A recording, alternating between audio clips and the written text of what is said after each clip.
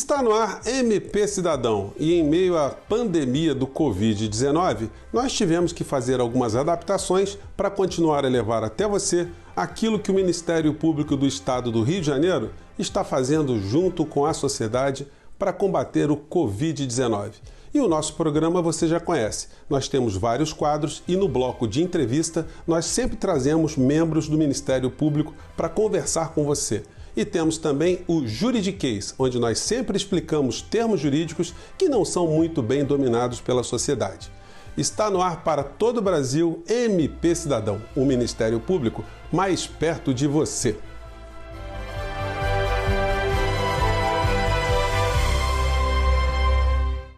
E nós vamos agora ao MPRJ nas redes.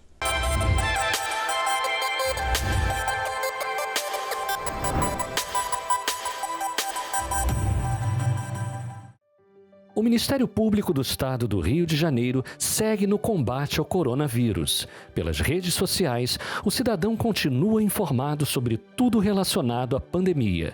Por meio de posts didáticos, a sociedade fica por dentro de como identificar as famosas fake news, os boatos que circulam por aplicativos e como não cair em golpes. Posts animados destacam a importância de se evitar aglomerações e realizar a higienização correta. Cuide-se. Acompanhe comigo como está a atuação do MP do Rio de Janeiro no combate ao coronavírus.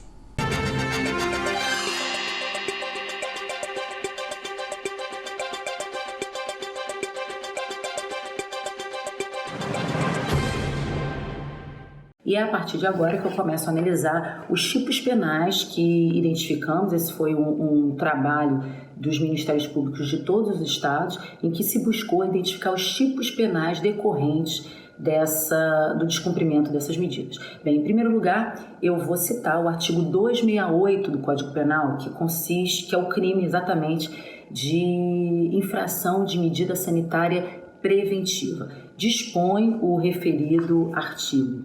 Infringir determinação do poder público destinada a impedir introdução ou propagação de doença contagiosa. Bem, a pena combinada a esse delito é de detenção de um mês a um ano, além de multa. Essa pena pode ser aumentada até o dobro quando o crime é praticado por profissional de saúde, como médico, farmacêutico, enfermeiro e dentista. Bem, o que se tem a falar de importante desse tipo penal é que ele está previsto no capítulo referente aos crimes contra a saúde pública.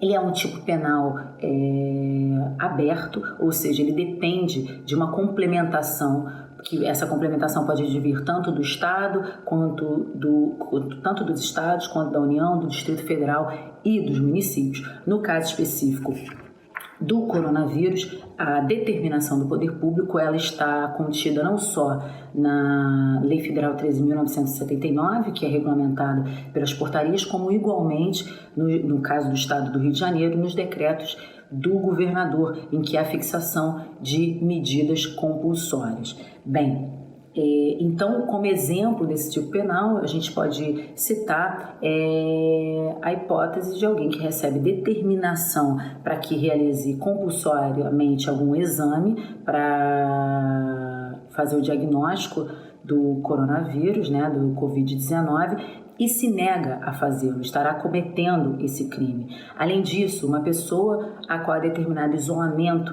em razão da confirmação de um diagnóstico não cumpre essa determinação, também incide nesse dispositivo legal. Bem, além disso, o outro tipo penal que foi identificado foi o artigo 131 do Código Penal, que é o perigo de contágio de moléstia grave. Dispõe o referido artigo: praticar com o fim de transmitir a outrem moléstia grave de que sabe estar contaminado, ato capaz de produzir o contágio. A pena aqui prevista abstratamente para o tipo legal é de reclusão de 1 a 4 anos, além de multa. O que significa esse tipo legal? O agente sabe estar contaminado e dolosamente mantém contato com outra pessoa com o fim de transmitir aquela doença. Aqui se exige um especial fim de agir, ou seja, a vontade de transmitir aquela doença para outra.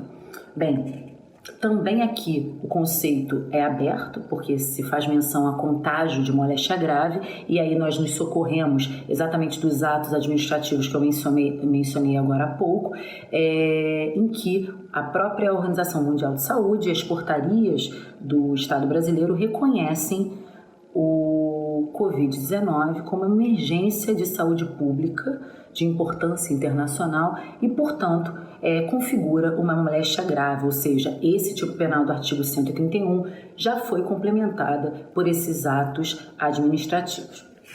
Bem, em seguida, o artigo 267 do Código Penal, que prevê o crime de causar epidemia, dispõe o referido artigo: causar epidemia mediante a propagação de germes patogênicos. A pena combinada abstratamente a esse delito é de reclusão de 10 a 15 anos. Se desse fato da epidemia resultar morte, essa pena é aplicada em dobro.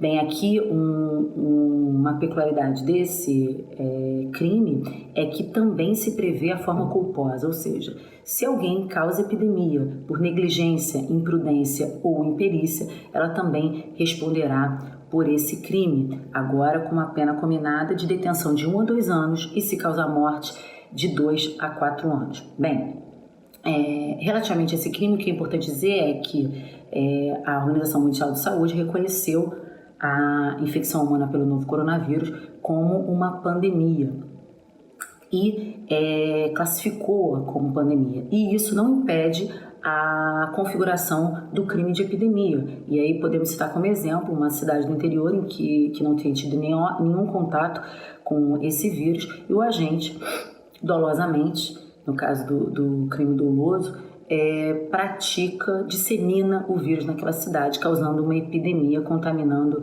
um número indeterminado de pessoas. Aí há a configuração do crime de epidemia. Bem, na sequência, temos o crime previsto no artigo 269 do Código Penal, é o crime de omissão de notificação de doença. Esse crime preceitua aqui deixar o médico de denunciar à autoridade pública doença cuja notificação é compulsória. A pena combinada de detenção de 6 meses a 2 anos, além de multa. Esse crime é um crime próprio, ou seja, ele só pode ser praticado por médico, especificamente médico, e uma peculiaridade dele é que ele também é uma norma penal em branco, porque ele menciona a notificação compulsória.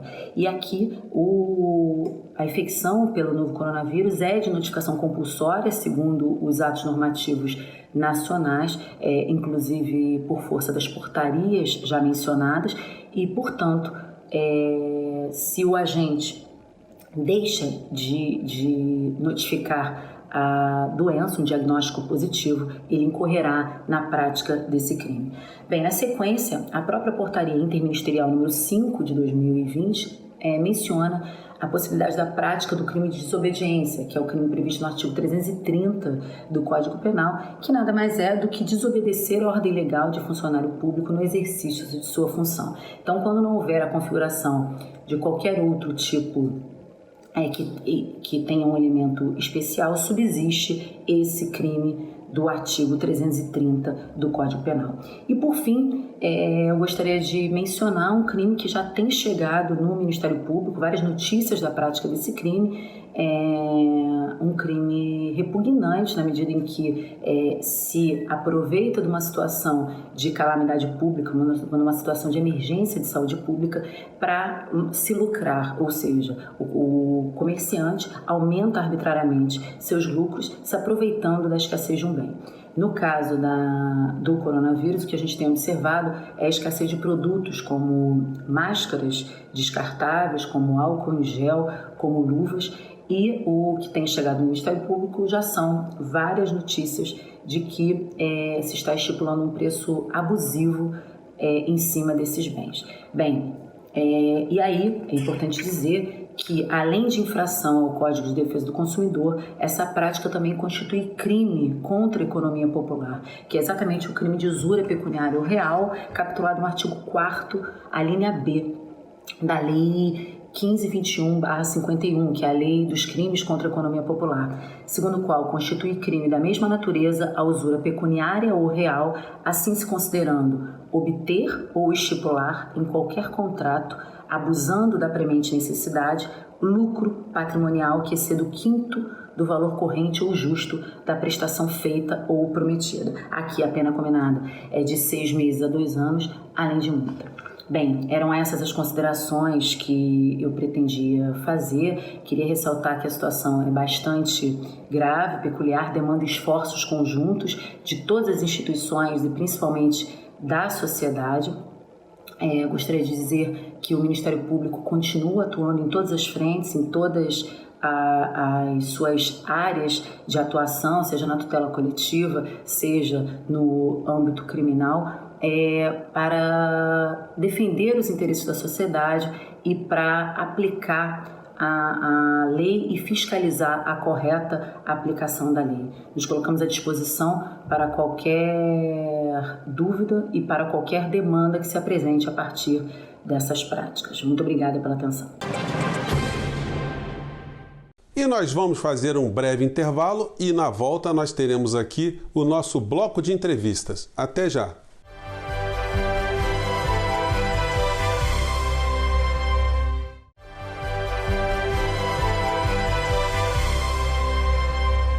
E nós estamos de volta com o nosso MP Cidadão e hoje eu recebo aqui no estúdio a Procuradora de Justiça, Maria da Conceição Lopes de Souza Santos, ela que é coordenadora do Centro de Apoio Operacional das Procuradorias. Seja bem-vinda, doutora Conceição, mais uma vez aqui conosco. Eu queria começar esse programa perguntando exatamente o que faz esse órgão do MP. Bem, inicialmente eu quero agradecer a oportunidade de voltar, esse espaço onde a gente costuma desenvolver as atividades do Ministério Público com a preocupação de levar ao nosso público o conhecimento do que a instituição vem fazendo e desenvolvendo no âmbito administrativo. Em realidade, o Dr. Eduardo Gussen, nosso procurador-geral, quando assumiu no seu primeiro mandato em 2017, de forma inovadora e original, implementou o Centro de Apoio Operacional das Procuradorias de Justiça como um órgão habilitado a desenvolver, a potencializar a capacitação dos procuradores de justiça naquilo que fosse de melhor para o aprimoramento das nossas atribuições. Então, o Centro de Apoio, a implementação dele, na verdade, acabou coincidindo com as inovações também do sistema de processo civil no ordenamento jurídico. Então, nós começamos a trabalhar de forma inovadora, não só no âmbito administrativo, como um órgão sem paradigma, inclusive em âmbito nacional, embora previsto na nossa lei federal como órgão da administração, mas nós não temos assim nenhum órgão que venha desempenhar essas funções como aqui no Estado do Rio vem sendo feito e desenvolvendo a nossa proposta.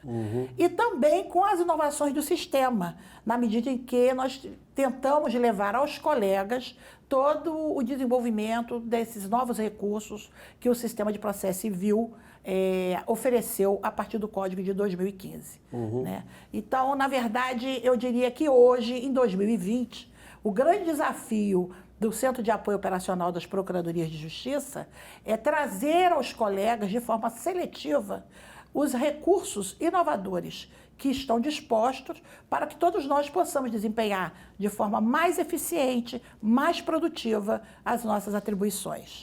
Em relação à segunda instância, isso terá uma aplicação mais efetiva, vamos dizer assim? Com certeza. Por que isso? Porque, na verdade, dentro de tantas inovações, nós temos que estabelecer prioridades. E hoje nós temos aí a realidade virtual que vem surgindo junto com a realidade do sistema processual. E nós já temos a oportunidade de constatar que tanto o Conselho Nacional de Justiça, quanto as cortes superiores, quanto as cortes locais, vêm, cada um ao seu modo e tempo, desenvolvendo os recursos que venham atender a essa demanda da era digital. Temos aqui no Estado do Rio de Janeiro o processo eletrônico, o plenário virtual, e o Ministério Público, ele participa desse sistema. Com isso, nós também temos que dispor de meios que nos habilite a atuar nesse sistema de forma mais eficiente. Todos estão convivendo bem com essas transformações tecnológicas, doutora Conceição? Olha, eu acho que é um aprendizado conjunto, inclusive da própria sociedade, né? Recentemente, nós estivemos junto com mais 40 colegas na Universidade de Coimbra e eu destaco que tivemos lá uma disciplina chamada Literacia Midiática e Digital, né, que trata exatamente dentro da comunidade europeia da divulgação do que seja a apresentação, eu diria, não sei se vai ser um termo que a gente possa compreender, mas eu acho que define perfeitamente. É a alfabetização funcional de nós que vivemos uma realidade ainda clássica para poder participar efetivamente dessa realidade digital, né? Conhecendo aí os mecanismos, nós podemos até não nos sentir habilitados a manuseá-los todos, mas temos que conhecer e valorizar a existência deles, porque é desse tempo, né? E essa geração que está vindo aí, que é a geração do futuro, é a realidade com a qual ela vai trabalhar.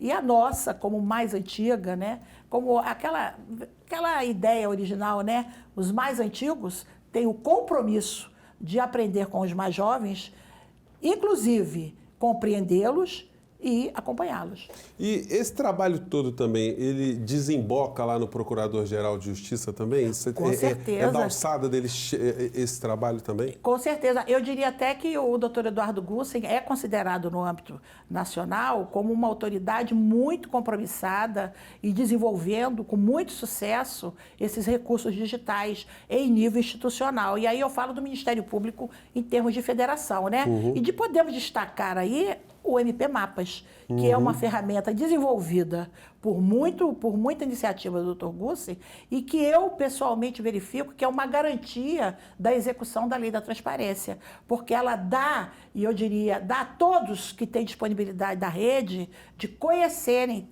toda a administração pública, a sua dinâmica e participar, inclusive nos ajudando a fiscalizar. Inclusive, doutora Conceição, eu visitei lá o centro lá do MP em Mapas, né? E a gente percebe assim, uma equipe muito motivada, né? Parece que a tecnologia ela irriga as pessoas assim de, olha, estou num órgão aqui que está a favor da sociedade e é bacana a gente estar aqui. É verdade, é verdade. E isso eu atribuo muito às peculiaridades da atuação institucional do Ministério Público. A nossa atuação ela é muito singular, né? Só quem se apropria do seu exercício são efetivamente seus membros, embora o resultado tenha que ser um produto social.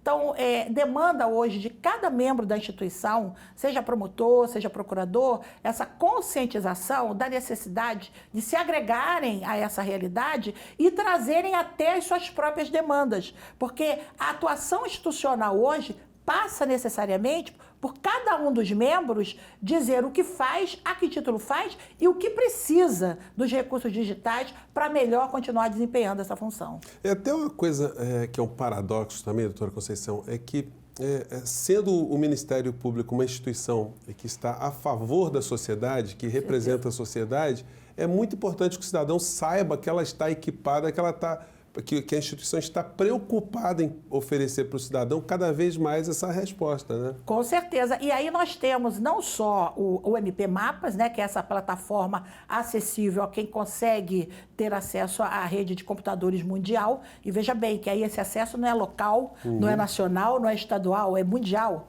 né? Como também a questão da nossa ouvidoria, que é um canal também aberto a receber do cidadão as suas críticas, sugestões, não é? Necessidades. Então, são recursos que o Ministério Público disponibiliza à sociedade, independentemente dos órgãos de execução nos seus respectivos locais de trabalho, que também são pontos de encaminhar demandas, essa possibilidade da sociedade vir a participar de forma mais efetiva. Doutora Conceição, e a inteligência artificial está chegando lá também na sua área de atuação? Está e vem nos ajudando de uma forma assim inimaginável. Hoje, por conta da inteligência artificial, é que o Centro de Apoio Operacional das Procuradorias consegue fazer uma leitura seletiva da quantidade imensa de informações e encaminhar aqueles que julga de aspecto mais relevante ao conhecimento dos colegas que já têm uma massificação de demandas a se desenvolver seus trabalhos diariamente. A despeito disso, a própria atuação do Poder Judiciário hoje, ela passa pelo desenvolvimento da inteligência artificial nessa massificação de demandas através dos vários recursos que estão sendo disponibilizados no sentido de equacioná-los de forma mais célere e eficiente. Essa experiência, ela tá sendo observada pelos outros MPs também? Vocês têm contato com outros MPs? Olha, nós temos acompanhado, a nossa leitura vem sendo feita muito dos portais, tanto do Conselho Nacional de Justiça, quanto das cortes estaduais. Vamos também, com frequência, aos sites dos Ministérios Públicos, acompanhar o desenvolvimento, a produtividade de cada um deles. Então, não há como não reconhecer que a inteligência artificial é hoje um instrumento que a gente não pode abrir mão. Olha, o programa está muito bacana, mas a gente vai ter que fazer agora uma interrupção e eu quero agradecer a participação da Procuradora de Justiça, Maria da Conceição Lopes de Souza Santos, ela que é coordenadora do Centro de Apoio Operacional das Procuradorias de Justiça aqui do Rio de Janeiro. E você não saia daí porque a gente volta já já com o nosso MP Cidadão, tá bom?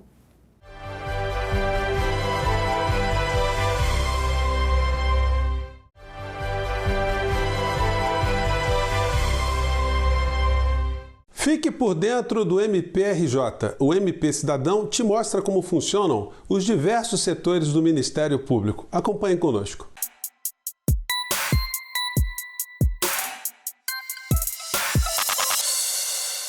Mesmo durante a pandemia do Covid-19, a instituição responsável pela defesa da ordem jurídica, do regime democrático e dos interesses sociais e individuais indisponíveis não pode parar.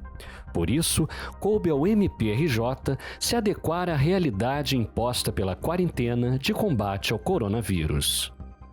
O momento é de resguardo e o período para se evitar aglomerações, observando sempre todas as medidas de prevenção e os protocolos de segurança estabelecidos pelo governo. Em pronunciamento a membros e servidores do MPRJ, o Procurador-Geral de Justiça, Eduardo Gussen, manifestou suas preocupações com a segurança e a saúde de todos e anunciou o estabelecimento do regime especial de teletrabalho, o popularmente conhecido como home office.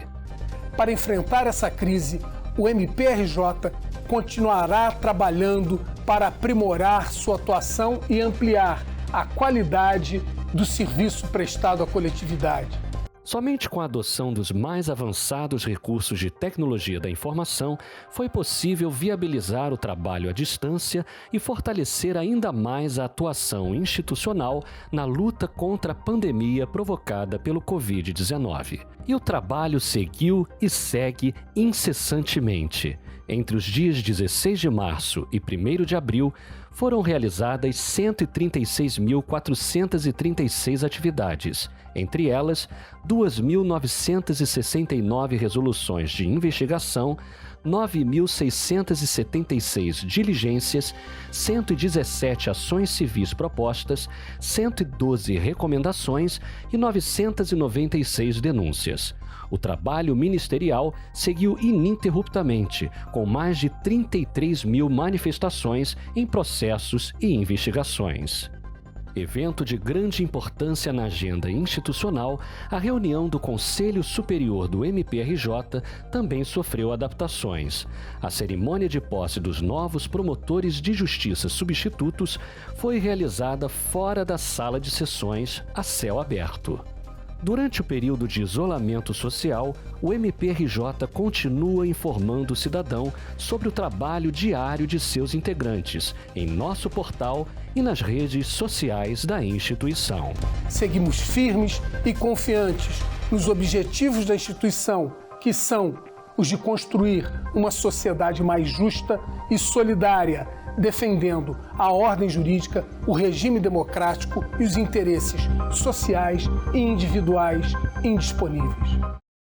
E agora, tire as suas dúvidas com os membros do Ministério Público do Rio de Janeiro no nosso quadro Juridiquês.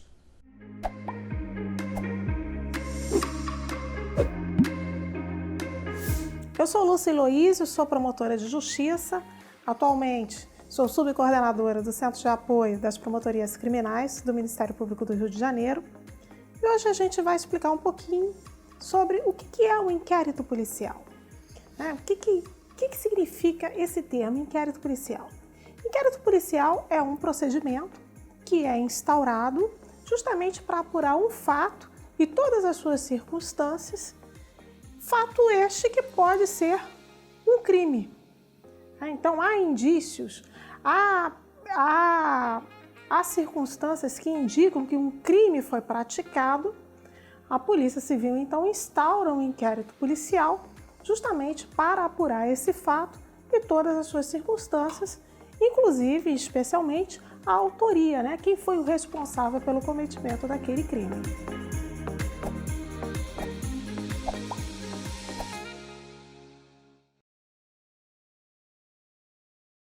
E o nosso MP Cidadão Especial de hoje fica por aqui. Se você quiser rever esse programa, acompanhe os horários das reprises aqui na TV Justiça. No YouTube, se inscreva, ative as notificações e nas redes sociais acompanhe o nosso programa. Sua participação é fundamental. Eu fico por aqui, um grande abraço, se cuide e até a semana que vem. Tchau!